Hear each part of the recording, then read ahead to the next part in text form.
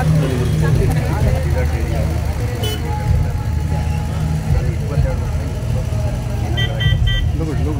ನಾನು ರಿಟೈರ್ಡ್ ಆಗಿ ಬರ್ತಾ ಇದ್ದೀನಿ ಅಂತಂದರೆ ಮತ್ತು ಇದನ್ನೆಲ್ಲ ನೋಡಿಬಿಟ್ಟು ನನಗೆ ಸಂತೋಷ ಆಗ್ತಾ ಇದೆ. ನಿಜವಾಗ್ಲೂ ನಾನೊಬ್ಬ ಪುಣ್ಯವಂತನೇ ಇರಬೇಕು, ಆ ತಾಯಿ ಸೇವೆ ಮಾಡಿಬಿಟ್ಟು ಸುರಕ್ಷಿತವಾಗಿ ಮತ್ತು ನಮ್ಮ ಜನಗಳನ್ನೆಲ್ಲ ಸೇರ್ತಾ ಇದ್ದೀನಲ್ಲ, ಇದನ್ನೆಲ್ಲ ನಿಮ್ಮನ್ನೆಲ್ಲ ನೋಡಿ ನನಗೆ ಭಾಳ ಅಂತಂದರೆ ಭಾಳ ಖುಷಿ ಆಗ್ತಾಯಿದೆ. ನೋಡ್ಬೇಕಂತಂದ್ರೆ ನಮ್ಮ ಕಣ್ಣು ಮುಂದೆನೇ ನಡೆದಿರೋದು. ನಾನು কিছু ಆಪ್ರೇಷನ್ಸ್ನೆಲ್ಲ ಕಂಡಕ್ಟ್ ಮಾಡಿದ್ದೀವಿ.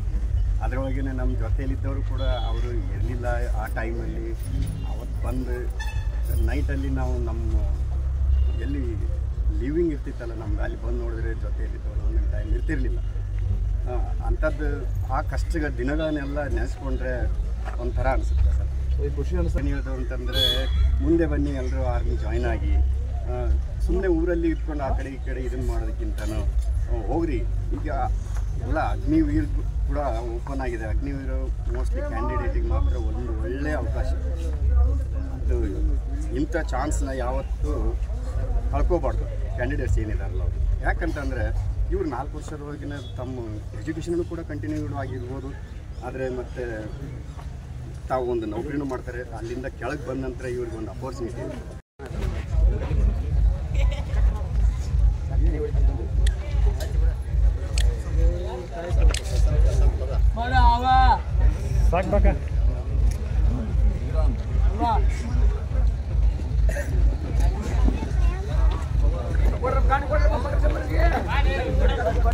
ಗುಡಿಗೇರಿ ಗ್ರಾಮದ ಒಂದು ಯೋಧ 22 ವರ್ಷ 20 ದಿನ ಸೇವೆ ಮಾಡಿ ಸುರಕ್ಷಿತ ನಮ್ಮ ತಾಯ್ನಾಡಿಗೆ ಬಂದಾನೆ. ಅದು ನಮ್ಮ ಕೊಪ್ಪಳ ಜಿಲ್ಲೆಗೆ, ನಮ್ಮ ತಾಲೂಕಿಗೆ, ನಮ್ಮ ಗ್ರಾಮಕ್ಕೆ ಹೆಮ್ಮೆ ವಿಷಯ. ನಮ್ಮ ಗ್ರಾಮ 8 ಮಂದಿ ಯೋಧರನ್ನ ಒಂದು ದೇಶ ಸೇವೆ ಕೊಟ್ಟೈತಿ. ಇದು 4ನೇ ರಿಟೈರ್ಮೆಂಟ್ಗೆ ಬರ್ತಕ್ಕಂಥ ಇರೋದು. ಹೀಗಾಗಿ ಎಲ್ಲರೂ ಸುರಕ್ಷಿತ ಇದ್ದಾರೆ.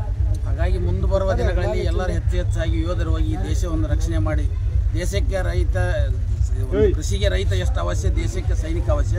ಹಾಗಾಗಿ ನಮ್ಮ ಗ್ರಾಮದಿಂದ ಎಲ್ಲರೂ ಕೂಡಿ ನಾವು ಯಾವುದೇ ಒಂದು ಭೇದ ಭಾವ ಇಲ್ಲಂತ ಒಂದು ವಿಜೃಂಭಣೆಯಿಂದ ಅದನ್ನು ಒಂದು ಸ್ವಾಗತ ಮಾಡ್ಕೊಂಡಿವಿ.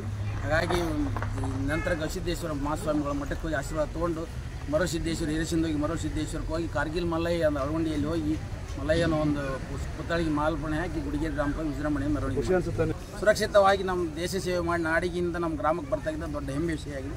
ಹಾಗಾಗಿ ಮುಂದಿನ ಆತನಿಂದ ಇನ್ನೂ ಹೆಚ್ಚೆಚ್ಚಾಗಿ ಒಂದು ಸೈನಿಕ ಸೇನೆಗೆ ಆತನ ಮಾರ್ಗದರ್ಶನ ಸೇರಲಿ ಅಂತೇಳಿ ನಾವು